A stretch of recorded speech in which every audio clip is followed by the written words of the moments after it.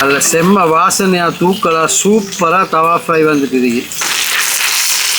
Hi hello friends, welcome to safari group. நாங்கள் இன்றைக்கி என்ன தெரியுமா பண்ண போகிறோம்? பீஃப்லேயே ஃபேமஸான பீஃப் தவா கறி பண்ண போகிறோம். அதை எப்படி பண்ண போகிறோம், என்ன மாதிரி பண்ண போகிறோம் நீங்கள் வீடியோக்குள்ளே வந்து பாருங்கள். பீஃப் தவா கறி பண்ணுறதுக்கு இது மாதிரி பீஃப் பீசஸாக எடுங்க. நல்ல முள் இல்லாத துண்டாக சதையாக பார்த்து எடுங்க. அப்போ தான் தவா கறிக்கு சூப்பராக இருக்கும். இப்படி சின்ன சின்ன துண்டாக ஃபஸ்ட்டுக்கு வெட்டி எடுத்து வருவோம். பீஃப் தவா கறி வந்து எங்கே எந்த இடத்துல ரொம்ப ஃபேமஸ்னு தெரிஞ்சவங்க எங்களுக்கு கமெண்ட் பண்ணி சொல்லுங்கள்.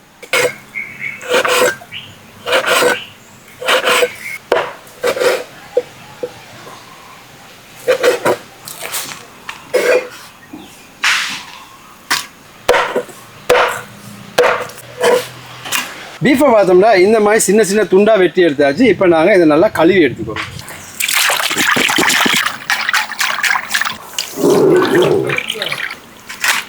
பீஃப் தவா கறிக்கு பார்த்தீங்கன்னாக்கா நான் மசாலா எல்லாம் போட்டு நல்லா மிக்ஸ் பண்ணணும். அதுக்காக நாங்கள் ஃபஸ்ட்டுக்கு இஞ்சி பூண்டு பேஸ்ட்டை போட்டுக்கிறோம். அடுத்ததாக கொச்சிக்கத்தூள் போட்டுக்கிறோம். தேவையான அளவு உப்பு போட்டுக்கிறோம். கொஞ்சமாக மஞ்சள் போட்டுக்கிறோம். சீரகத்தூள் கொஞ்சமும் கொத்தமல்லி தூள் கொஞ்சமும் போட்டுக்கிறோம்.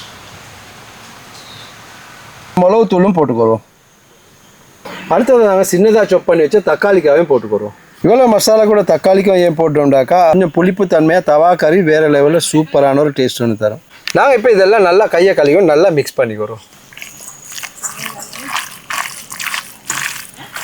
இப்படி நாங்கள் நல்லா மசாலா எல்லாம் பிசைஞ்சு நல்லா தக்காளிக்காய் பிசைஞ்சு நல்லா மிக்ஸ் பண்ணோம்னா அந்த அளவுக்கு சூப்பரான டேஸ்ட் தரும். வேறு லெவலில் அதோட ரெசிபியும் நல்லா இருக்கும். மசாலா எல்லாம் நல்லா மிக்ஸ் பண்ணியாச்சு. இது மெரினேட் ஆகிறதுக்கு ஒரு 10 நிமிஷம் வச்சிடும். கறி வந்து இப்போ நல்லா மசாலாவில் ஊறிடுச்சு. அடுத்ததாக வந்து நாங்கள் தவா வச்சு தவா கறியை ரெடி பண்ணிக்கிறோம்.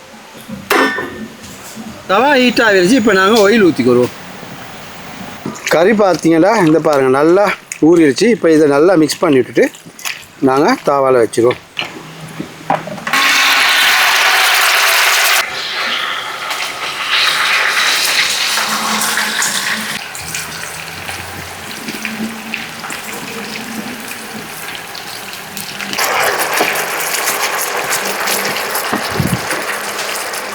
தவா கறி இப்படி தான் வைக்கணும். நல்லா தவாலே போட்டு நல்லா ரோஸ்ட் பண்ணி எடுக்கணும்.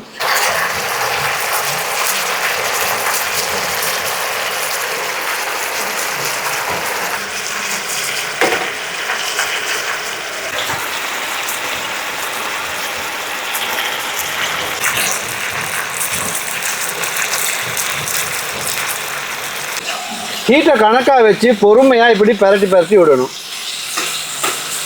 நல்லா வேக இப்படி மிக்ஸ் பண்ணி விட்டோம்னா பரட்டி விட்டோம்னா சூப்பராக வந்துடும். தவா கறிக்கு கொஞ்சம் கொஞ்சம் இடக்கிட கருவேப்பிலையும் இப்படி தூவி பரட்டி வரணும்.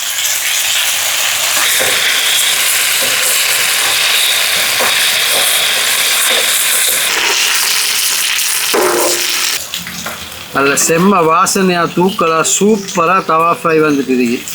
இந்த கொஞ்சம் வெந்துருச்சுன்னா ஓகே. இப்போவே ஆல்ரெடி செம்ம.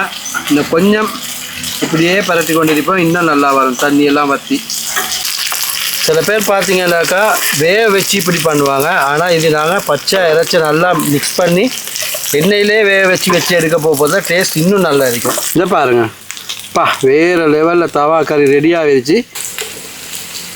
கொத்தமல்லி இலையை நாங்கள் இப்போ தூவோம். இன்னும் வாசனை வேறு லெவலில் வரும். தவா கறி சூப்பராக ரெடி ஆகிடுச்சு. நாங்கள் இப்போ எடுத்து டேஸ்ட் பண்ணி பார்த்துருவோம்.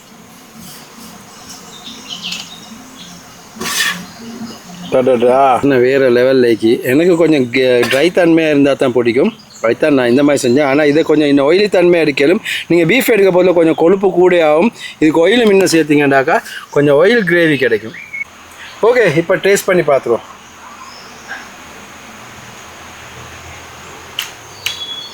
தவா கறி சூப்பராக வந்துருக்கு. வேறு லெவல்.